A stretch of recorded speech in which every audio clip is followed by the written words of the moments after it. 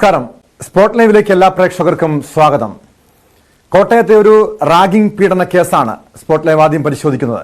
Kottayam government nursing കോളേജിൽ 1ാം വർഷ വിദ്യാർത്ഥികളെ ക്രൂരമായ റാഗിങ്ങിന് വിധേയനാക്കിയത് സീനിയർ വിദ്യാർത്ഥികളാണ്. ശരീരത്ത് കോമ്പസ് കൊണ്ട് മുറിവുണ്ടാക്കിയ ശേഷം ലോഷൻ ഒഴിച്ച് പീഡിപ്പിച്ചു. സ്വകാര്യ ഭാഗങ്ങളിൽ ഡംബൽ വെയിറ്റ് വെച്ച് പീഡിപ്പിച്ചതായും 6 വിദ്യാർത്ഥികളുടെ പരാതിയിൽ പറയുന്നു. സംഭവത്തിൽ 3ാം വർഷ വിദ്യാർത്ഥികളായ 5 പേരെ കോട്ടയം ഗാന്ധിനഗർ പോലീസ് അറസ്റ്റ് ചെയ്തിട്ടുണ്ട്. 3 മാസം നീണ്ട പീഡന പരമ്പരയ്ക്ക് ഒടുവിലാണ് കുട്ടികൾ പരാതിയുമായി രംഗത്തെത്തിയത്. കോളേജിൽ ആന്റി റാഗിംഗ് സംവിധാനമുണ്ടെന്നും എന്നാൽ വിദ്യാർത്ഥികൾ ഒരു പരാതി പോലും പറഞ്ഞിരുന്നില്ലെന്നും കോളേജ് അധികൃതർ വിശദീകരിച്ചു. അതായത് അവരുടെ ക്ലാസ് ടീച്ചർ ദിവസവും തന്നെ റാഗിങ്ങിൻ്റെ എന്തെങ്കിലും വിഷയങ്ങളുണ്ടോ എന്ന് ക്ലാസ്സിൽ ദിവസവും ചോദിക്കുന്നുണ്ടായിരുന്നു. നാളിതുവരെ ഒന്നും റിപ്പോർട്ട് ചെയ്തിരുന്നില്ല. ഇന്നലെ രാവിലെ ആ ക്ലാസ്സിലൊരു കുട്ടിയുടെ പേരൻറ്റ് അച്ഛൻ ക്ലാസ് ടീച്ചറിനെ വിളിച്ചാണ് റിപ്പോർട്ട് ചെയ്തത്. ഒരു പ്രഥമദൃഷ്ട്യാ റാഗിങ്ങിൻ്റെ സംശയമുള്ളത് കൊണ്ട് അവരെഴുതി തന്ന കംപ്ലയിൻറ്റ് വെച്ച് പ്രിലിമിനറി എൻക്വയറി കോളേജ് ലെവലിൽ നടത്തി.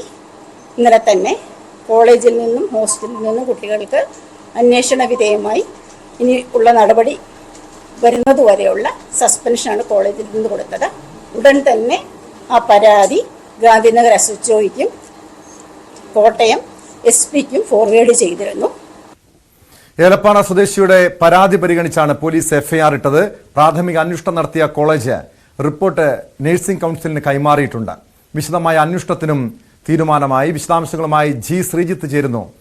ശ്രീജിത്ത്, കഴിഞ്ഞ 3 മാസം നീണ്ട ക്രൂരമായ പീഡന പരമ്പര, ഒടുവിൽ ഇതൊക്കെ സഹിച്ചും അടുത്ത് പരാതിയുമായി 6 വിദ്യാർത്ഥികൾ രംഗത്തെത്തുന്നു.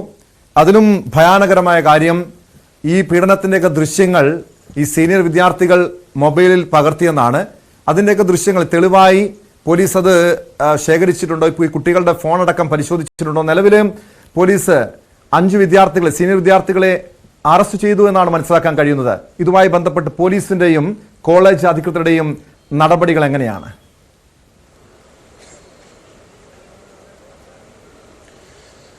ടോമി, ഈ പരാതിയിൽ പറയുന്ന കാര്യങ്ങളെല്ലാം സ്ഥിരീകരിക്കുന്ന മൊബൈൽ ദൃശ്യങ്ങൾ അത് പോലീസ് കണ്ടെടുത്തിട്ടുണ്ട്. ഈ പരാതി കേവലം സാധാരണഗതിയിൽ പലരും പരാതി പറയാറുണ്ട്, പക്ഷെ അതേപോലെ സംഭവങ്ങൾ നടന്നിട്ടുണ്ടോ എന്നുള്ള ആശ്ചര്യങ്ങൾ വരും. പക്ഷേ ഇത് ഈ പരാതി പറയുന്ന അതേപോലെയുള്ള കാര്യങ്ങൾ പൂർണ്ണമായും ശരിവെക്കുന്നതാണ് ഈ വിദ്യാർത്ഥികളുടെ കയ്യിൽ നിന്ന്, പ്രതികളായ വിദ്യാർത്ഥികളുടെ കയ്യിൽ നിന്ന് ലഭിച്ച മൊബൈൽ ഫോണിലെ ദൃശ്യങ്ങൾ. അതിൽ ഈ പറയുന്നത് പോലെ ശരീരത്ത് മുഴുവൻ ലോഷൻ തേക്കുന്നു. അതിനുശേഷം ഈ കോമ്പസ് ഡിവൈഡർ ഉപയോഗിച്ച് ശരീരത്ത് കുത്തി മുറിവുകൾ ഉണ്ടാക്കുന്നു എന്നുള്ളതാണ് ഏറ്റവും ഞെട്ടിപ്പിക്കുന്ന ഒരു ദൃശ്യം.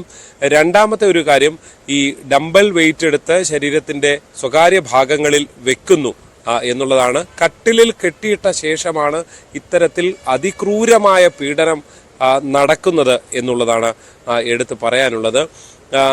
ഇത് 6ഓളം വിദ്യാർത്ഥികൾക്കാണ് ഈ വെല്ലുവിളി നേരിടേണ്ടി വന്നത്. അതിൽ ഏലപ്പാറ സ്വദേശിയാണ് ഇതിൽ ഏറ്റവും കൂടുതൽ ഗുരുതരമായ പരിക്കുകൾ ഏൽക്കേണ്ടി വന്നയാൾ. ഇയാളുടെ പരാതി സ്വീകരിച്ചാണ് Gandhinagar SHO T. Sreejith case register ചെയ്യുകയും തുടർ നടപടികളിലേക്ക് കടക്കുകയും ചെയ്തത്. എന്തായാലും ഈ പ്രിൻസിപ്പൽ വിശദീകരിക്കുന്നത് പോലെ ഇന്നലെ രാവിലെ ഇത് സംബന്ധിച്ചുള്ള പരാതി കോളേജിന് വരുന്നു രക്ഷിതാവിൻ്റെ ഭാഗത്ത് നിന്ന്. തുടർന്ന് കോളേജ് പരിശോധിക്കുന്നു. ഗാന്ധിനഗർ SHOയ്ക്ക് പരാതി കൈമാറുന്നു. SHO കോളേജിലെത്തി പരിശോധന നടത്തുന്നു. ഇവരെ കസ്റ്റഡിയിലെടുക്കുന്നു. പിന്നീട് അറസ്റ്റ് രേഖപ്പെടുത്തി. ഇതാണ് ഉണ്ടായിട്ടുള്ളത്. എന്തായാലും ഈ പ്രതികളെല്ലാം പിടിയിലായി എന്നുള്ളത് ഒരു പരിധിവരെ ആശ്വാസകരമായിട്ടുള്ളതാണ്. പക്ഷേ നമ്മളിങ്ങനെ ഓരോ സംഭവങ്ങൾ ആവർത്തിച്ചുകൊണ്ടിരിക്കുകയാണ്. വയനാട്ടിൽ വെറ്റിനറി വിദ്യാർത്ഥിയായ സിദ്ധാർത്ഥിൻ്റെ കാര്യം എന്താണ് ഉണ്ടായത് എന്നൊക്കെ കേൾക്കുകയും ഒരുപാട് ചർച്ച ചെയ്യുകയും ചെയ്തൊരു നാടാണ് ഈ കേരളം.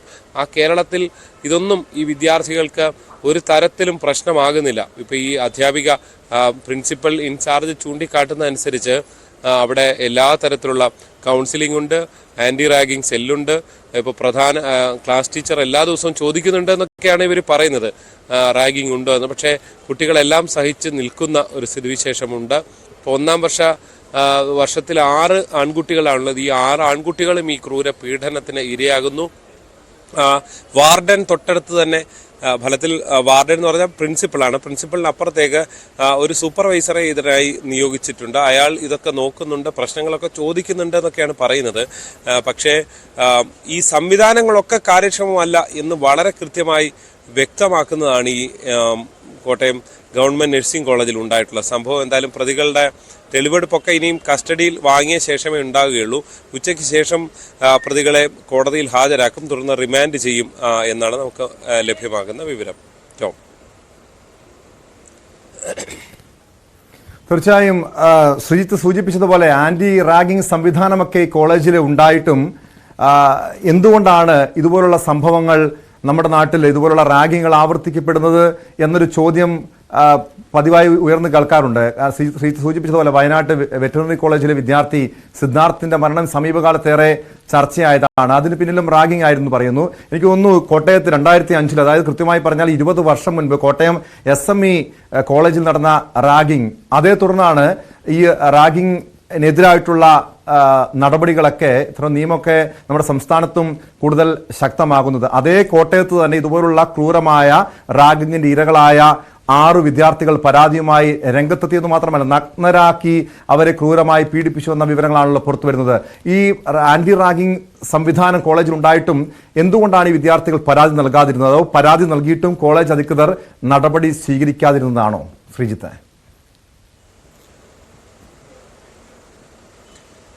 അങ്ങനെ ഒരു പരാതി നിലവിൽ എവിടെ നിന്നും വന്നിട്ടില്ല. പ്രത്യേകിച്ച് ഇന്ന് ഏലപ്പാറയിലുള്ള ഈ വിദ്യാർത്ഥിയുടെ രക്ഷിതാവും മറ്റു മാധ്യമങ്ങളോട് പ്രതികരിച്ചിരുന്നു. അദ്ദേഹം തന്നെ ചൂണ്ടിക്കാണിച്ചത് ഞങ്ങളോട് പറഞ്ഞതും ഇന്നലെയാണ് എന്നുള്ളതാണ്. അതായത് ഈ വിദ്യാർത്ഥികൾ ആരോടും പറയാൻ ഭയപ്പെട്ടിരുന്നു എന്നുള്ളതാണ്. അപ്പൊ ഇതിലൊരു പ്രധാനപ്പെട്ട കാര്യം ഇവർക്ക് ഇങ്ങനെ പീഡിപ്പിക്കുന്നു എന്നുള്ളത് മാത്രമല്ല, ഓരോ ആഴ്ചയും മദ്യം വാങ്ങാനുള്ള പണം അത് ഇവർ ഓരോരുത്തരായി മാറി മാറി നൽകിക്കൊണ്ടിരിക്കണം. അങ്ങനെ ഒരു ഗുണ്ടായിസമാണ് അവിടെ നടന്നത് എന്നുള്ളതാണ്. പക്ഷേ ഈ വിദ്യാർത്ഥികൾക്ക് ഈ വലിയ കൗൺസിലിംഗ് ഒക്കെ നമ്മൾ എല്ലാ തരത്തിലും നൽകുന്നുണ്ട്.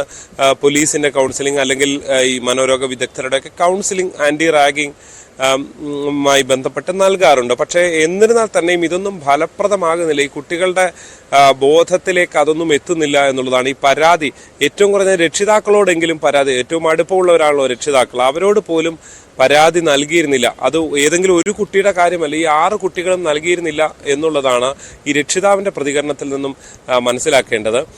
സംവിധാനങ്ങളെല്ലാം ഉണ്ട്. എല്ലാ ദിവസവും പ്രധാന അല്ലെങ്കിൽ ഈ ക്ലാസ് ടീച്ചർ ചോദിക്കുന്നു, നിങ്ങൾ റാഗിങ് പ്രശ്നമൊന്നും ഇല്ലല്ലോ എന്ന് ചോദിക്കുമ്പോൾ ഒന്നുമില്ല എന്ന് പറയുന്ന നിലയിലേക്ക് ഇവർ ഭയപ്പെട്ടിരുന്നു എന്ന് വേണം മനസ്സിലാക്കാൻ. ആ നിലയിലാണ് ഈ കാര്യങ്ങൾ മുന്നോട്ട് പോയത്. അതുകൊണ്ട് തന്നെ ഈ അക്രമികൾക്ക് ഇത് സാധാരണഗതിയിൽ പലയിടത്തും കേട്ടിട്ടുള്ളത് റാഗിങ് ഒരു തുടക്ക സമയത്ത് ഒരാഴ്ചയൊക്കെ എന്തെങ്കിലുമൊക്കെ റാഗിങ് ഒക്കെ ചെറിയ രീതിയിലൊക്കെ പലയിടത്തും നടക്കാറുണ്ടെന്നൊക്കെ കേൾക്കാറുണ്ട്. അതിനപ്പുറത്തേക്ക് പോകുന്നിടത്തൊക്കെയാണ് നടപടികളിലേക്ക് പോകുന്നത്. ഇതിപ്പോ ഏതാണ്ട് മാസങ്ങളായി 3 മാസത്തോളമായി സമാനമായ രീതിയിൽ റാഗിങ് നടന്നു എന്ന് പറയുമ്പോൾ അതൊരു വലിയ ക്രൂരമായ ഗുണ്ടായിസമാണ് കോട്ടയം ഗവൺമെന്റ് നഴ്സിംഗ് കോളേജിൽ നടന്നത് എന്ന് തന്നെ പറയേണ്ടി വരും.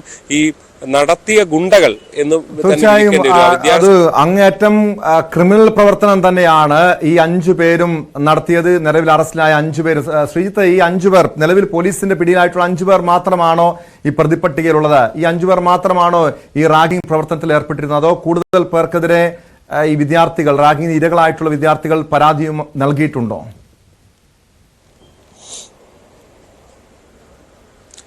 ഇല്ല ടോം, 5 പേർ മാത്രമേ നിലവിലുള്ളൂ. കാരണം ഇവിടെ തന്നെ ഓരോ ബാച്ചിലും ആൺകുട്ടികളുടെ എണ്ണം കുറവാണ്. ഈ 1ാം വർഷത്തിൽ 6 കുട്ടികൾ മാത്രമാണുള്ളത്. അങ്ങനെ ഇത് 3ാം വർഷ വിദ്യാർത്ഥികളാണ്. അങ്ങനെ ആ സംഖ്യ കുറവാണ്. അതുകൊണ്ട് തന്നെ വലിയൊരു സംഘം, നമ്മൾ സാധാരണഗതിയിൽ കാണുന്ന പോലെ വലിയൊരു സംഘമൊന്നും ഈ കോളേജിൽ അങ്ങനെ പഠിക്കുന്നില്ല. പക്ഷെ ഉള്ള കുട്ടികൾ തന്നെ ഈ വളരെ ചെറിയ ബാച്ചിന് കുട്ടികളെ ആണെങ്കിലും അംഗസംഖ്യയുള്ളവരാണെങ്കിലും റാഗിങ്ങിന് ഇരയാക്കുന്നു എന്നുള്ളതാണ്. പ്രത്യേകിച്ച് PG വിദ്യാർത്ഥികളൊക്കെ താമസിക്കുന്ന ഹോസ്റ്റലിൽ തന്നെയാണ് ഇവർക്ക് മുറി കൊടുത്തിട്ടുള്ളത്. ഇവർ ആകെ കുറച്ചു പേർ മാത്രമേ ഉള്ളൂ. അതിനിടയിലാണ് ഇവർ ഈ ഗുണ്ടായിസം കാട്ടിക്കൂട്ടിയത് എന്നുള്ളതാണ്. സംസ്ഥാനത്തിന്റെ വിവിധ ഭാഗങ്ങളിൽ നിന്നുള്ളവരുണ്ട്. മലപ്പുറത്തു നിന്നുള്ള 2 പേരുണ്ട്, കോട്ടയംകാരുണ്ട് 2 പേർ, ഒരാൾ വയനാട് സ്വദേശി. അങ്ങനെ വിവിധ സ്ഥലങ്ങളിൽ നിന്നെത്തി പഠിക്കാനായി എത്തിയവരാണ്. ഈ 3 വർഷം പൂർത്തിയായി ഇവർ പുറത്തേക്ക് ഇറങ്ങേണ്ടവരാണ്. അതിനിടയിലാണ് ഇത്തരം ക്രൂരകൃത്യങ്ങളിലേക്കൊക്കെ ഇവർ കടക്കുന്നത് എന്നുള്ളതാണ് ഏറ്റവും ശ്രദ്ധേയമായിട്ടുള്ളത്. എന്തായാലും പോലീസ് വിശദമായി അന്വേഷിച്ചുകൊണ്ടിരിക്കുകയാണ്. ഏതെങ്കിലും തരത്തിലുള്ള ലഹരി ഉപയോഗമോ ലഹരിക്ക് അടിമപ്പെട്ടവരാണോ ഇവർ എന്നൊക്കെയുള്ള കാര്യങ്ങളെല്ലാം പരിശോധിച്ചുകൊണ്ടിരിക്കുകയാണ്. എന്തായാലും ഗുരുതരമായ കുറ്റകൃത്യമാണ് നടക്കുന്നത്. ഞെട്ടലുളവാക്കുന്ന വീഡിയോ ദൃശ്യങ്ങളാണ്. പോലീസിനെ സംബന്ധിച്ച് ഇപ്പോൾ ആ വീഡിയോ ദൃശ്യം പൂർണ്ണമായും എടുത്ത ശേഷം അവർ കോടതിയിൽ ഹാജരാക്കാൻ, തെളിവായി കോടതിയിൽ ഹാജരാക്കാൻ ഈ പോലീസ് ഇത് കണ്ടെടുത്തിട്ടുണ്ട്. അതാണ് പോലീസിന്റെ പക്കലുള്ളത്. അത് ആ ദൃശ്യങ്ങൾ ഞെട്ടിപ്പിക്കുന്നതാണ് എന്ന് തന്നെയാണ് പോലീസ് ചൂണ്ടിക്കാട്ടുന്നത്.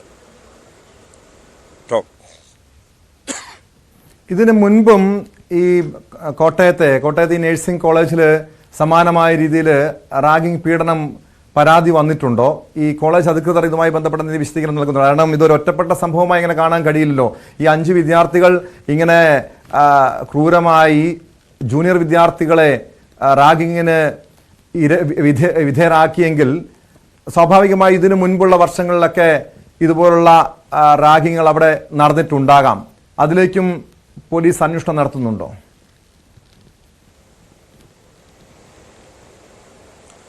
തീർച്ചയായും ഇതിനെല്ലാം പരാതിക്കാരുണ്ടാകുക എന്നുള്ളതാണ് ടോം വളരെ പ്രധാനപ്പെട്ടത്. മുൻപ് റാഗിംഗ് നടന്നിട്ടുണ്ടോ എന്നത് റാഗിംഗ് റിപ്പോർട്ട് ചെയ്തിട്ടില്ല എന്നുള്ളതാണ് ഈ പ്രിൻസിപ്പൽ ഇൻചാർജ് നൽകുന്ന വിശദീകരണം. അതുകൊണ്ട് തന്നെ റിപ്പോർട്ട് ചെയ്യപ്പെടാത്ത, പരാതി ഇല്ലാത്ത ഒരു കാര്യത്തിൽ ഒരു അന്വേഷണമോ അല്ലെങ്കിൽ മുന്നോട്ട് പോകുകയോ ഉണ്ടാകില്ല.